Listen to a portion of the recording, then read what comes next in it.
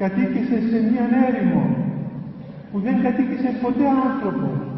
Από τότε που έγινε η υδρόγειο σφαίρα, όπως μαρτυρούν εκεί οι έρευνες οι γεωλογικές και οι επιστημονικές, δεν κατοίκησε ποτέ άνθρωπος εκεί στην έρημο.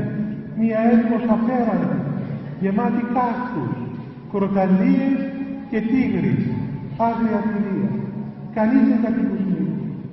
Περνώντας ο γέροντας με το αεροπλάνο να πάει στο Φίνιξ να εξομολογήσει κάποιους ανθρώπους, είδε την έρημο από πάνω από το παράθυρο του αεροπλάνου και ο Θεός του πληροφόρησε ότι εδώ είναι τόπος που θέλω να χτίσει μοναστήρι.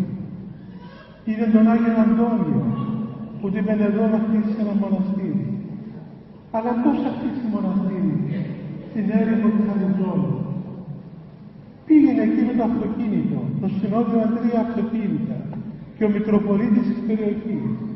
Ο γέροντας δεν έπαιξε κανέναν τίποτα. Και λέει δεν πάρουμε από την έρημο να πάμε σε μια πόλη κοντινή. Γέροντα στην έρημο. Είναι δύσκολος ο δρόμος και επικίνδυνα. Δεν πειράζει, πάμε να τη δούμε. Περνώντας από την έρημο σε ένα σημείο που σήμερα είναι το μοναστήρι, άκουσαν όλοι οι καμπάνες, αγιορείτικες καμπάνες να χτυπούν σε όλη την έρημο. Σταμάτησε στην αστεία 4 αυτοκίνητα. Κατέβηκαν κάτω και έλεγε ένας του άλλου, «Μα ακούς καμπάνες?» Και ο δεσπότης ακούει καμπάνες, και ο γέροντας, και οι πατέρες, και οι συνοδείς, οικέφτησαν το πρώτο μοναστήρι του Μεγάλου Αντωνίου, εκεί όπου κοιμήθηκε σήμερα ο γέροντας.